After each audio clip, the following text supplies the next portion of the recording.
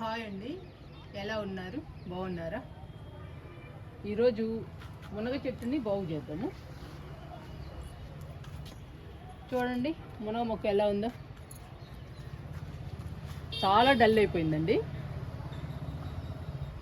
ఈ మునగ మొక్క ఎందుకు ఇలా అయిందో తెలీదండి. ఏ కొమ్మకి ఆకులు లేవు. చూడండి, ప్రతి కొమ్మకి లేవండి ఆకులు. ఈ ఒక్క కొమ్మకే ఉన్నాయి.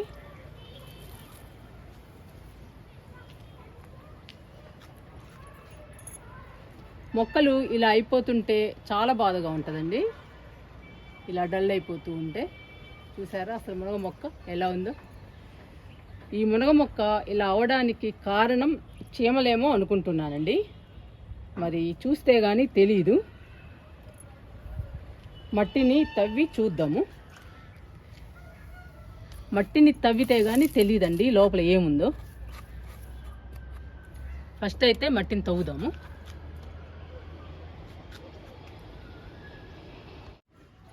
ఫస్ట్ మట్టిని తవ్వుదాము. తవ్వితేనేనండి అసలు విషయం తెలిసేది, ఈ మొక్కకి ఏమైందనేది.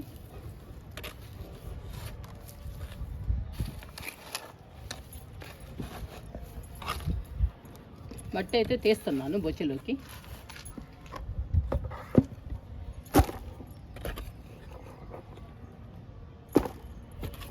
చాలా డల్ అయిందండి మునగ మొక్క. నేను చూసుకోలేదు. చాలా మొక్కలు ఉన్నాయి కదండి, ఇలానే ఏదో ఒక మొక్కని మర్చిపోతుంటాము. మర్చిపోతే మొక్కలు పాడైపోతాయి.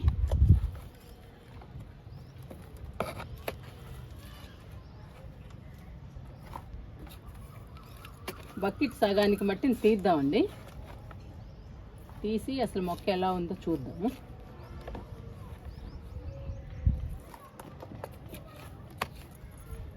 ఇలా చుట్టూ తీద్దాము.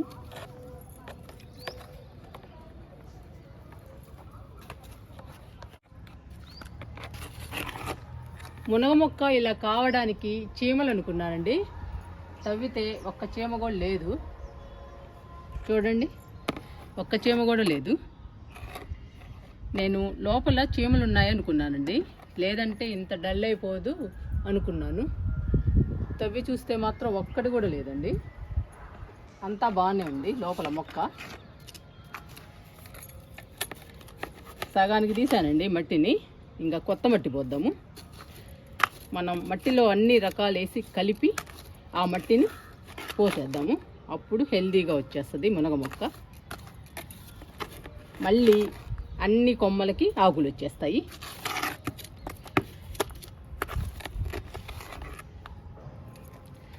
చూడండి, సగానికి తీసాను. ఇంకా కొత్త మట్టి పోద్దామండి మునగ మొక్కకి. పాపం చాలా డల్ అయిందండి సమ్మర్కి. చూసారా, ఇలా డల్ అయిపోతూ ఉంటాయండి మన మొక్కలు. మనం అన్ని మొక్కల్ని చెక్ చేసుకుంటూ ఉండాలి. ప్రతి మొక్కని ఎప్పుడైనా ఒక మొక్కని మర్చిపోతే ఇలా డల్ అయిపోతుంది. పూర్తిగా డల్ అయిపోయిన తర్వాత చూసుకోవాల్సి వస్తుందండి మనం. అప్పుడు ఒక్కోసారి బ్రతకొచ్చు మొక్క, ఒక్కోసారి చనిపోవచ్చు, చెప్పలేము. అందుకని మనం ప్రతి మొక్కని సమ్మర్లో చెక్ చేస్తూ ఉండాలి.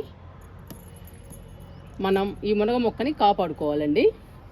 మనం అన్ని రకాలు వేసిన మట్టిని ఇప్పుడు బకెట్లో పోసేద్దాము.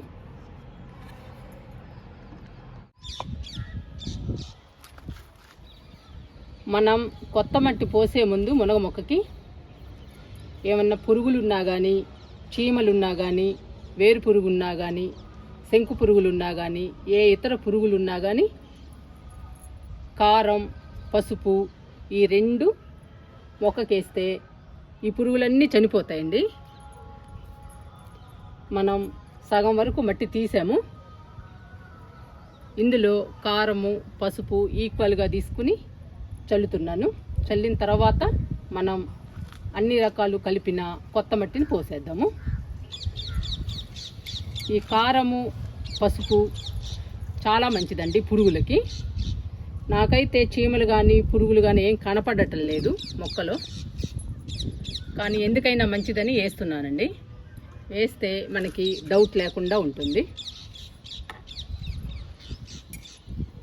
కారము చాలా మంచిదండి పురుగులకి. పసుపు కూడా యాంటీబయాటిక్గా పనిచేస్తుంది, ఇన్ఫెక్షన్స్ కూడా తగ్గిస్తుందండి మొక్కలకి.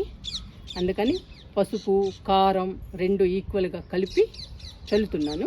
ఫస్ట్ చల్లుదామండి మొక్క చుట్టూ. ఇలా చల్లండి.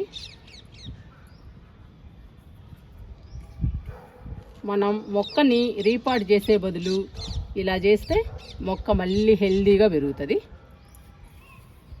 కొంచెము ఎక్కువే చల్లండి, ఎందుకంటే కొంచెం పెద్ద మొక్క కదా మునగ మొక్క, అందుకని నేను ఎక్కువే చల్లుతున్నాను. ఇంకే పురుగులు రాకుండా ఉంటాయండి మొక్కకి. చాలా బాగా పనిచేస్తుంది కారం పసుపు. ఇంకా మట్టి పోసేద్దామండి నిండుగా.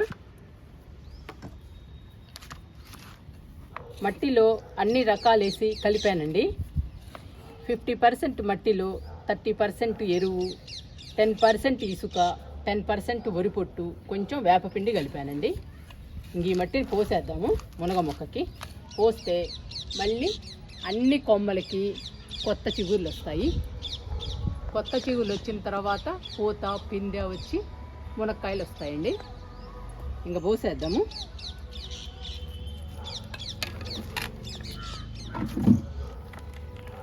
పోస్తున్నాను.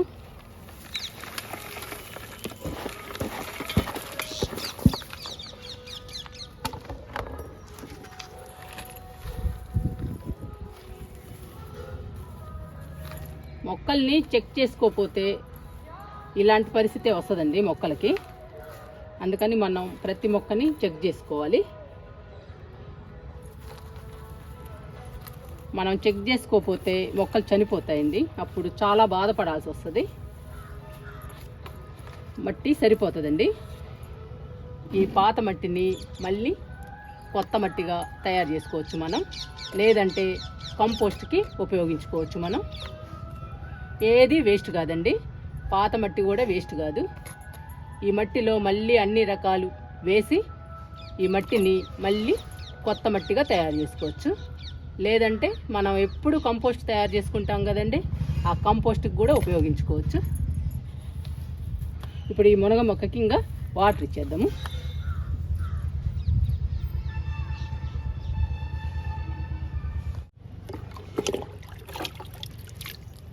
వాటర్ ఇస్తున్నానండి మునగ మొక్కకి.